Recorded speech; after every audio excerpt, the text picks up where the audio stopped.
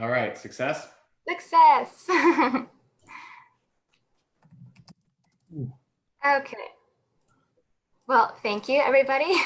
This is my first time making a Zoom go live. Excellent. So thanks for your patience. I'm so excited everybody's here today. We have James Lee Burke here to discuss a private cathedral, and he'll be in conversation with Michael Koryta. Thank you both so much for coming. Just so everybody knows, if you type in your questions in on the Facebook chat, I will give them to the authors and they'll be able to answer them after some discussion. So if you both want to take it away, I'll disappear and you guys can go ahead and start. Great, thank you. Appreciate it. And thank you, Mr. Burke. This is, to say this is an honor for me would be an understatement. You've been doing a few of these with some lesser known writers, Michael Connelly, Lee Child, Stephen King. I think Shakespeare was actually supposed to do tonight, but his Wi-Fi went out, and so I came in to pinch hit. But I thank you for that opportunity. Well, thank you all for inviting me. This is a great honor for me. All right, so I have many questions, so many questions, but I would be remiss if I didn't open with some congratulations. I believe as of today, A Private Cathedral entered in the top 5 of the New York Times bestseller list. And well, actually number 3. Number 3, that is remarkable. Congratulations. Thank you. It's very, very deserved. Yeah, well, I have a fine publisher, Simon & Schuster, has been behind me for many years. How many years have you been with Simon & Schuster now? I think it's been since '98. All right, that's a good run. It's clearly working out for both of you. My first question, I know we're all turning to fiction right now as a chance to escape from the events of 2020 and the pandemic and all things political. So obviously I'm going to lead with a political question, but I'm very curious. Dave Robichaux is, to me, he's an iconic tough guy. I mean, he's somebody you wouldn't want to step in the wrong dark alley with. He's a brave man. He makes noble choices. And I'm very curious if Dave Robichaux would wear a mask. I haven't asked him, but he would wear a mask. More seriously, as you suggested, he is a heroic figure, but he's a little bit different. He's the blue-collar knight errant. And he has his origins, I think, back in the Canterbury Tales, the Good Knight of Geoffrey Chaucer. But he gives voice to those who have none, and he has many serious character defects. But nonetheless, I think the code that he follows is one that we all wish to emulate: charity, kindness, protection of those who have no safe harbor to hide in. And he grew up in poverty in Louisiana. He's a remarkable man. So I feel a great honor of having, actually, I don't say created him. I think the characters live in the unconscious, but I think he's a great character. No argument here. I don't think you're going to have any argument from any of your readers on that. But I'm glad you mentioned the idea that you don't feel as if you created him, because this is a character, your readers, we have a tendency to attach the character to the writer. But I'm very interested in your experience and your approach to craft. I have to tell you, I had a quote from an essay you wrote in the New York Times. I had it taped to my cubicle wall when I was working at a newspaper. And that would have been in 2002, and I would have been 20 years old. And I just want to read this short quote. You wrote, "It was during this period that I had to relearn the lesson I had learned at 20 when I worked on the offshore oil crew. You write it a day at a time and let God be the measure of its worth. you let the score take care of itself, and most important, you never lose faith in your vision. And first of all, I want to thank you for that, because to me, that was the way I interpreted that was enormous encouragement to just continue writing. Writing a novel is a marathon experience. And you also, I think new writers struggle with the question of who defines its merit. So I viewed that as an enormous amount of encouragement of just day by day, keep your head down, and the work will either rise to the top or it won't. But it occurs to me that I could have interpreted it completely wrong. So I'd love to hear you elaborate a little bit. No, everything you said is true. And I'm flattered that someone would remember with such exactness the words that I wrote many years ago. But yes, I did learn that lesson early on when I was a young writer. And then later on, in the middle of my career, when I could not sell anything, at least not in hardback print, for 13 years. I'd published 3 novels with a fair amount of success with good publishers, Houghton Mifflin, Thomas Crowell, Charles Scribner. And then I went 13 years and couldn't sell Ice Water in Hell.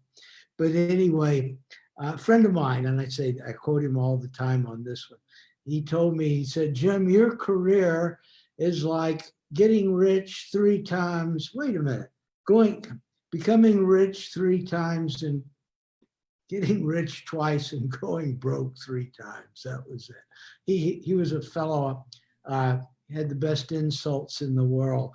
He used to tell people, you should have a house with 50 rooms and drop dead in every one of them. That was my favorite. Was this a writer or just a friend?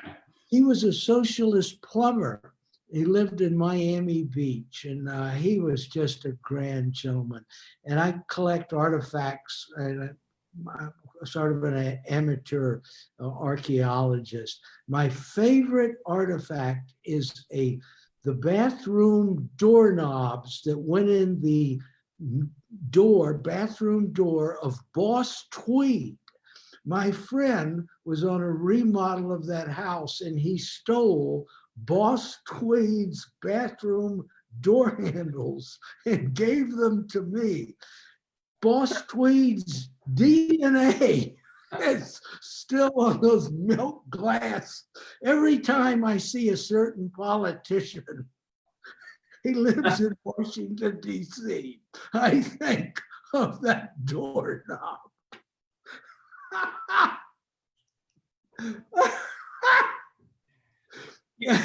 Was Charles Wilford another Yeah. early voice of encouragement, or? Yeah. Oh, yeah. Well, I met him. When I was, golly, I can't remember.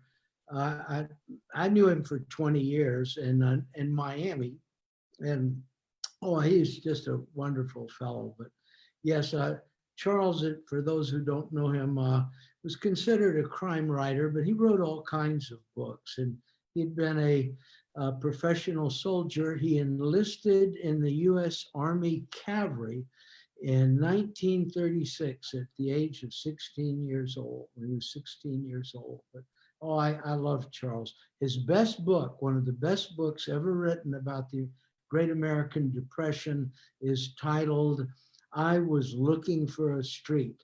It was about hoboing, riding the rods during the 30s. But I put it on same level as John Steinbeck's best works about the Depression. I'm glad you mentioned the Depression, and you've talked in other interviews about the way you see Dave and yourself as characters from this era that have a lens on a traditional America that, I don't want to put words in your mouth, but I think you said that is fading. And in A Private Cathedral, you're writing you're crossing timelines. And what I love about your work in general, but particularly this book, the past doesn't just influence the present. The past and the present are overlapping, and they join hands at different points. Mm-hmm. And structurally, it is so ambitious, and I think it's really difficult to pull off. And you just, boy, you nail it. But I would love to hear you talk a little bit about the way you see the past and the present within narrative. That's a very good question. My father was a historian of sorts, and he believed that time was not sequential. And he felt that the past and the present and the future occur simultaneously, as though in a dream inside the mind of God. And it's for that reason that people sometimes have peculiar experiences. They get up in the morning, look out in the window, and there's a contingent of British cavalry running across the front yard. But I have a feeling that it's something like that, that it's human beings that create clocks and calendars. They have no relevance, actually. My own feeling is that the great mystery is one we're already inside, but it's the feeling, it's the perception of the material world that I've always believed, at least for me, is a valid one. The unseen world is right on the other side of our fingertips. The veil is just right there. It's just hovering right before our eyes. It's a bit like dipping your hand into infinity. The one characteristic we share with God Almighty is the ability to create. That's why art is such a great gift. I love that. And as you're talking about the dream within the mind, the way we perceive things, I'm thinking of in The Electric Mist with Confederate Dead. That to me is one of the earlier books where I've seen someone sort of bring in what traditional publishers would consider a supernatural element to a traditional crime novel. And I'm curious if you had any resistance to that at the time, or if you had the trust and full support of your publisher. Yeah, along with the transmission, I guess airplane went ahead. I'm sorry, did you miss the question there? Yeah, I didn't. I think most of it. The novel, the Dave Robichaux novel titled In the Electric Mist with Confederate Dead, seems to deal with a ghost from 1865. In reality, I made use of the Arthurian legend of the warrior king who, upon his deathbed, and I'm talking about King Arthur now, gave the sword back to the lake. Remember, the sword came from the Lady of the Lake. And he promises his people, the Celtic people who are over here in Wales and Cornwall, that when their country is endangered, he would return to them. So I used that story and invested it into the characters who were with General John Bell Hood, who was known as such a valiant soldier. When you talked earlier about creativity being a votive gift, and to me that carries with it the idea that you could lose it. It could move away. It doesn't need to rest with you. You've been producing at such a high level for such a long time now.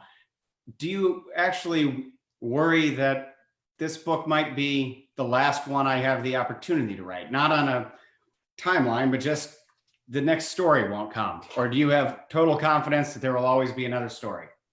I do, because I've already written the next book. I just finished it. Well, that's cheating. That's dodging the question, sir. Its title is The Pillars of Heaven, and it's about migrant farm workers in Trinidad, Colorado in the year 1962. It's a smasher of a book. Boy, this is a dandy.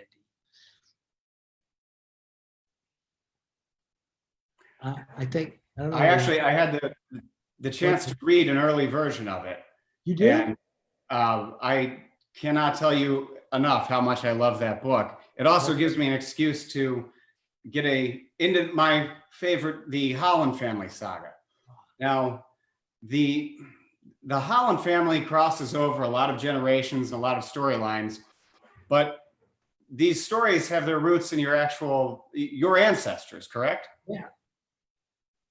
Yes, my great-grandfather was a Baptist saddle preacher named Sam Morgan Holland, and he rode the Chisholm Trail. He was in the war between the states, and he was a cattle drover until he was a gunman. I left that out. And he shot and killed 9 men in gunfights. And I'm on that. It was a violent age. But it was the story of Sam Morgan Holland, who knew John Wesley Hardin, was one of redemption. And here's the story. I had just I inherited a part of his diary. He rode the Chisholm Trail. This was after the Civil War, with 2,000 head of his longhorn cattle. And he thought he was going to become a rich man. And the night before he went into Wichita to sell them, there was dry lightning, pow, started snapping all over the sky. And his cows got loose from him. And he chased them all over southern Kansas and into Indian Territory, Oklahoma. He lost everything he had. And he said when he returned to his camp, his wagons had been pounded into splinters, and the canvas looked like rags blowing in the wind. And there was smoke and blood in the air. And he said he only 3 words. He said he cursed God for his bad luck. And then he said there were only 3 words that went through his head: whiskey, whiskey, and whiskey. And he stayed drunk all the way back to Texas, back to San Antonio. And he used to sit every Sunday at the Baptist church. There's a little log house Baptist church there in Yoakum, this little town not far from San Antonio. And he sat on what was called the mourner's bench. And the mourner's bench was for people who were in despair and had given up in life and maybe altogether their souls. And he said one day he felt this strange sensation in his body and in his eyes and his mind. He saw a dead fire with ash rising from it. And he said it was like someone taking a pall from his soul. And he became a Baptist preacher, and he rode the same Chisholm Trail as a man of peace. How about that? You can't make up a story like that. But that was Sam Holland, and the Holland family I write about are his descendants. So when you tell these stories, did you grow up hearing them from your family? Did you have to research those, or is it a mixture of the two? I never researched them. I knew them, and I knew the families. My grandfather was born in 1866, and I knew him well all the way until he passed away in 1961. But my mother lived to just short of 102. The Hollands don't give up, buddy. So, okay, when I think about the Weldon and Aaron generation, then, is there overlap there between, are you writing about people that you knew well, or is there a complete distinction in your mind between the fictional characters and the family members you knew? Well, I'm sure you know this as a writer, and thanks for that question. But when you start writing about the character and the character you have in mind, the character starts changing. He takes on his own personality. The dialogue comes from some place other than my imagination. I've never understood this is what I've come to believe about literary art. The characters are in the unconscious. The story is already written. And 2 other writers. I don't compare myself with them, but they said the same thing. William Faulkner, right before his death, said, "Had I not written the books, another hand would have written them for me." Ernest Hemingway, shortly before his death, said to someone, it was a newspaper man there in Idaho, and he said he reread The Old Man and the Sea, and it was as though he were reading a manuscript written by someone else. And that's what it's about. I believe that creative art of any kind is a votive gift. You used that term earlier. And it's presented by some source outside of ourselves. And it's arbitrary. I used to teach creative writing, and anyone who's done that realizes that the talent in the classroom has nothing with cultural background, monetary considerations, intelligence, even a degree of civilization. They're uncivilized people who are great artists. But it's like Uncle Sam in those 1942 posters saying, "I want you." That finger points at you, and whether you like it or not, you're stuck. George Orwell talked about that. He wrote an essay, called Why I Write. And he said, every literary artist has a vanity, but it's a vanity that in effect is a virtue. Namely, he feels that a lens somewhere in the third eye clicks shut on a piece of exquisite truth. And until that person tells someone else about it, until he gives it a form, a literary form, or in a song or in a play, it doesn't matter. He will have no rest. And when people have that gift, or call it an obsession, if they do not allow it to become manifest in their lives, they never have peace. If they let it go, it'll go to someone else. The great vanity, of course, and the great loss is pride. Humility is a necessity, not a virtue in art. I, me, my, mine, and what's the other one? I, me, my, mine, and myself. Worst words in the English language for a writer or an artist to be using, because it means his ego is starting to assert itself. And he knows in reality the gift is a borrowed one. And if he abuses it, it will be taken from him and given to another. I have never seen the exception. Oh, that's wonderful. I'm also thinking we could benefit from some politicians who use those words a little bit less, but I won't go down that rabbit hole. I'm curious, when you talk about the pillars of heaven, there's a line in there where Aaron reflects on his writing career. And I don't think this is too much of a spoiler, but he references having written more than 40 books that he barely remembers. Mm-hmm. And I loved that because I connected with it deeply, but I'm curious if you could describe what is your relationship with, say, The Neon Rain or Black Cherry Blues? Do you remember the plots and specifics of creation?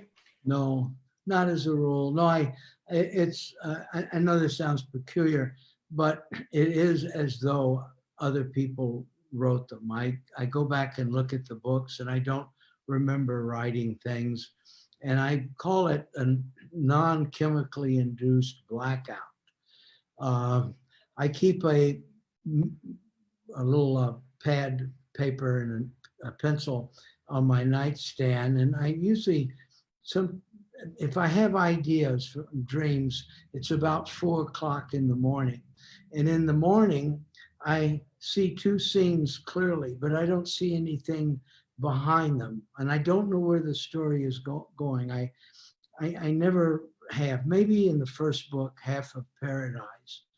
Hemingway said that when you write your first book, you put everything in it you ever did or knew about, and then you have to start over again. But it's mysterious. It's a great way to live. I think that probably there maybe, this is what a psychiatrist would say, that creativity is a neurosis that allows a conduit to go into the unconscious. Shakespeare put it much better. He said, all power lies in the world of dreams. John Milton used to talk about awakening to sunrise and darkness. He was blind then, but he was still writing the greatest work of his life. He was writing Paradise Lost. But in other words, the hours of illumination were the hours when the heart goes through a dark hour, or when one loses contact with the visual world. So I really believe that ultimately there's, Hemingway once said how did he put it? He said, a writer must be truthful and chaste in the way a priest is. That's how he put it. I'm paraphrasing, it's a little off. But he says, once writing has become your greatest passion and your greatest vice, the only thing that can separate you from it is death. Ernest Hemingway. I feel very reassured to know that you can remember the words of so many other writers so well, and not necessarily your own, because I think that's the experience a lot of us have. There's nothing more dreaded than the book club question, where someone asks you about a book from 5 years ago and you have no idea, who did what and when. So you're making me feel a little better there. I was hoping you could talk a little bit about. I said people have come to see you and they ask you a simple question about what you did 2 years ago, and then you have to say, I really need some help on that. What else would you like to know?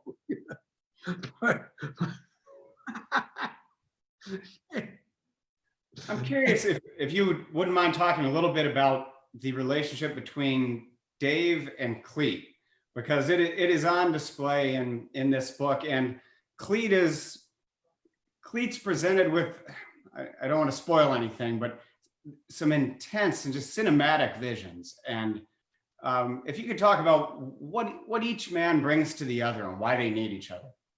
Yes, and particularly as you suggest, the unity of the two men is imperative in understanding them, because they're each the side of the same coin. And Dave Robichaux is the idealist. He's the, what's his name, Don Quixote.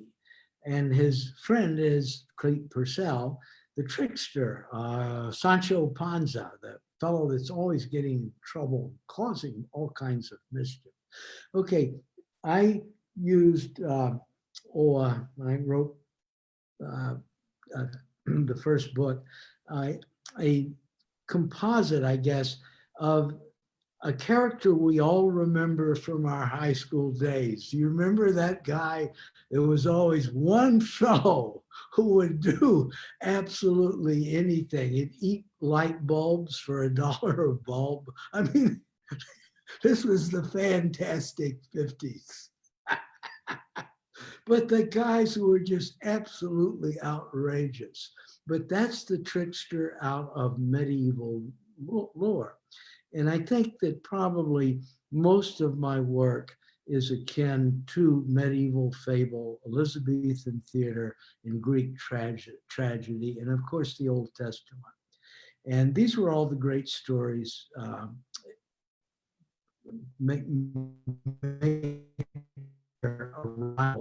along with, the advanced civilization, starting with the golden age of Pericles. And the wonderful thing about the classical era was it's a metaphysical view of man. Man was part spirit and part matter. And this is why, Sigmund Freud borrowed all of his nomenclature from the Greeks. No group on earth in the history of the human race had a better understanding of the human personality than the ancient Greeks. And we sort of kick the past antiquity, behind us today. And, people who are obsessed with cell phone, what do you call them? iPads and all that kind of stuff. That's great. That's fine. But it doesn't hold a candle to Homer. It just doesn't cut it. Let's face it. You don't think Steve Jobs will have the same lasting power as Homer, huh? Oh, I hope you're right. This You mentioned earlier how you tend to wake up in the morning and see about 2 scenes ahead. Yeah. And that's intriguing to me because you're in Montana right now.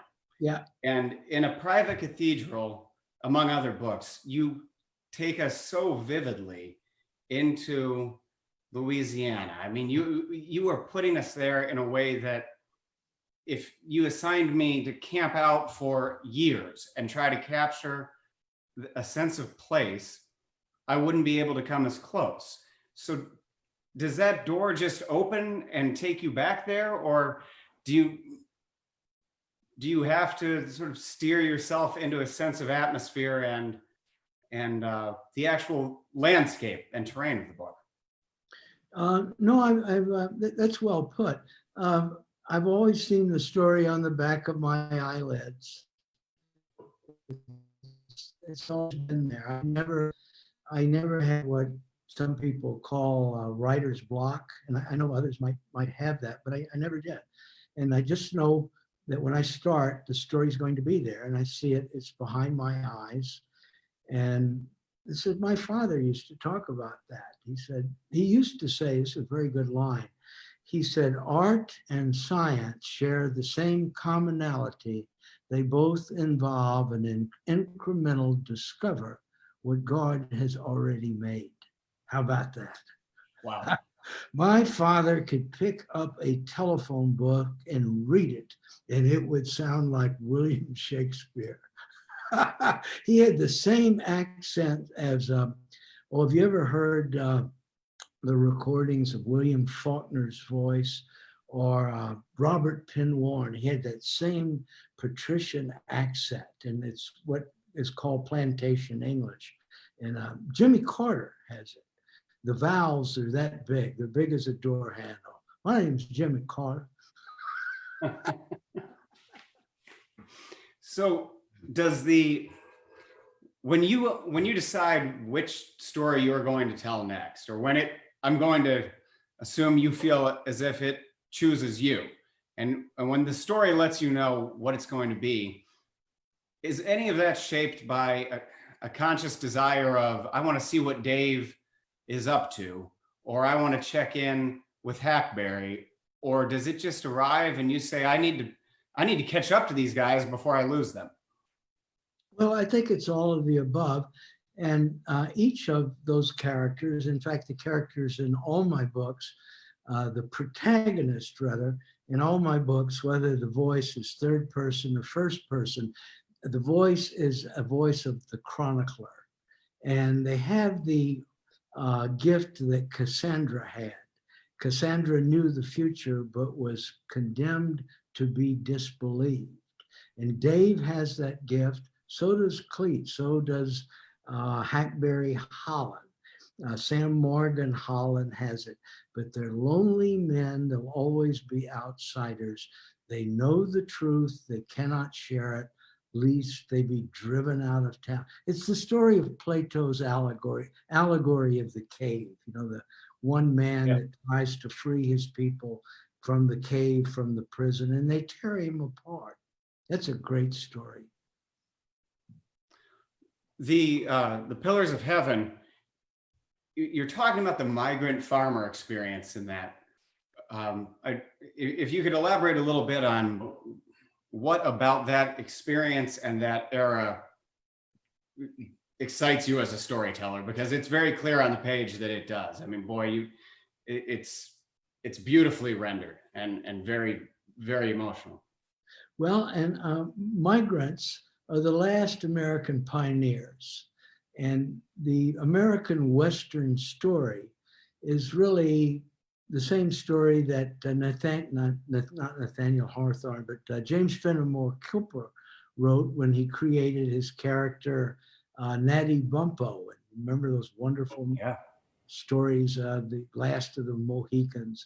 But the story of the American West is the search for the sun. And I remember John Neihart was my first poetry teacher, the man who wrote,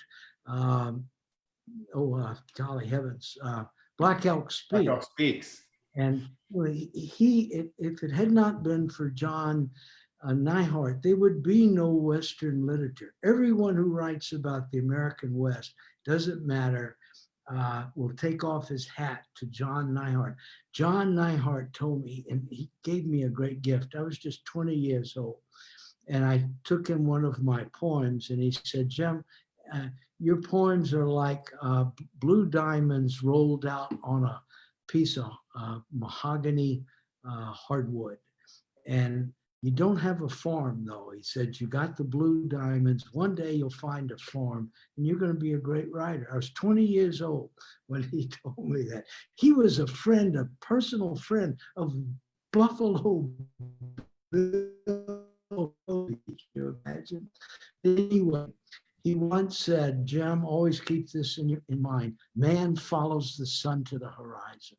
He said, life comes in the east, but we follow the sun. He said, it's built in us. And he said, that's the quintessential American story.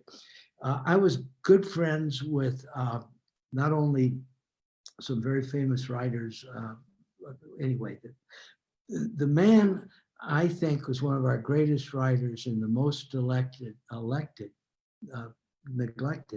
is Bud Guthrie, A.B. Guthrie, who wrote The Big Sky and The Way West. Both of those books, I think, would compare with the Iliad and the Odyssey. Wow, what a book. But when you see the film Shane, and I've seen it over and over again. I love that movie. A.B. Guthrie wrote the screenplay. I think he and Jack, is it Schrader who wrote the novel?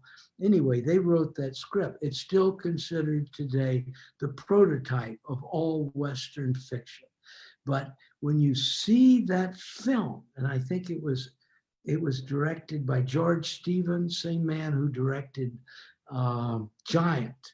When you see that film, you know you're watching the entire story of man. It's not just about the American West. The little boy shouting into the darkness, Shane, come back, Shane. And Alan Ladd, who plays the role of the knight-errant, has passed the chalice to the child. The child is now the light bearer, but the weight is too much for him. That's all in 1 minute. You're in the film business, and you know this for a fact, and I say this in the most laudatory way. My first experience on the lot, during filming was just a real lesson. The most unusual people in the world are not in front of the camera, they're behind the camera. At any moment, there are over 100 people on any film behind the camera when the camera is turning. Who are these people? They were rejected by the Foreign Legion. They just got out of electroshock. They were kicked out of detox. They glow with neurosis. And what do? They produce Shane and Gone with the Wind and Casino and The Godfather. Tell me there's no God. There's some gift from above, or otherwise they'd all be blown off the planet. But look, I had a little correspondence with Burt Reynolds. He said something I never forgot. Why grow up when you can make movies? That was Burt Reynolds? Yeah, Burt Reynolds, yeah. Why grow up when you can make movies? Or right now, did you ever have a desire to write screenplays, or were you all, you seem too smart. I wrote one, and you'll notice it's not playing at your local neighborhood theater. But I did work on one in a way that I worked on another one that did make the screen, but I didn't. I was offered credit, but I didn't take it. I didn't want to get it. Anyway. Your prose is something that is going to be mentioned by, I would say, virtually every review you've ever had. And I know every writer I've ever spoken with about your work, it's not prose so much as poetry. And I'm curious if you are a line by line rewriter and it needs to be perfect and then on to the next sentence, or are you a draft by draft rewriter? Well, a little of both, but I rewrite every day. And I aim at 750 words a day, new words. Then I rewrite those in the morning and then try to get another 750. And I stay with it all the time. No days off. It's 7 days a week, and I take no time off. And it's through the entirety of the year, unless other things come up. But it's a great way of life. But I think if a person writes with a great fluidity, no matter who he is, he needs to go back. You remember, Jack Kerouac's greatest work was On the Road, but in large part, I think, because of his editor, his famous editor, who made Jack Kerouac rewrite the manuscript, I think, 4 times. But later on, Jack Kerouac is someone I have enormous admiration for. What I think On the Road is one of the best novels probably ever written. What a book. But when we no longer rewrite, the quality of his work went down. But Thomas Wolfe was our most probably dynamic writer, man who, he wrote on top of a refrigerator because he was such a big man. He filled boxes, literally boxes of pages before he would come to the end of his novels. But it was the rewriting process over and over again. But at least that's the way I've always felt about it. Well, I see a note that we're at the 45-minute mark, so I want to open up to a few questions if we have any on the chat. I also want to take a moment to say, while I opened as if it was a joke, you're doing these events with writers like Michael Connelly and Stephen King and Lee Child because of how much they respect your work and admire your work. And you're doing this event with me because of the type of generosity you have. And I really appreciate that. So thank you very much. Well, that's very kind, but all of you are good fellows too. And it's a great thing about crime and mystery writers. And those are misleading. I mean, categorical thinking about art is kind of silly, I think, but it's all we have to identify ourselves by sometimes. But the people who you just mentioned are just all really good people, and they help one another. And it's fun to hang around. It's a great crowd to hang around with. It is, isn't it?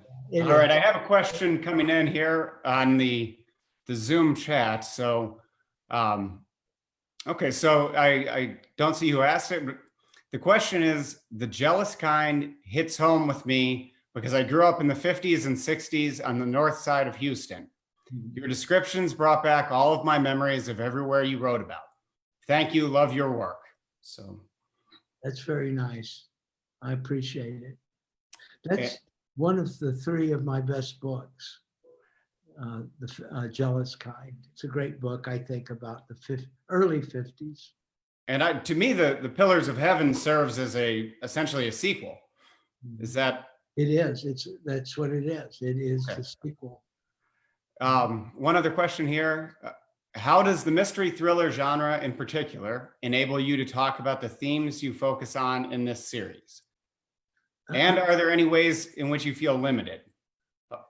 Well, you said how, I'm sorry.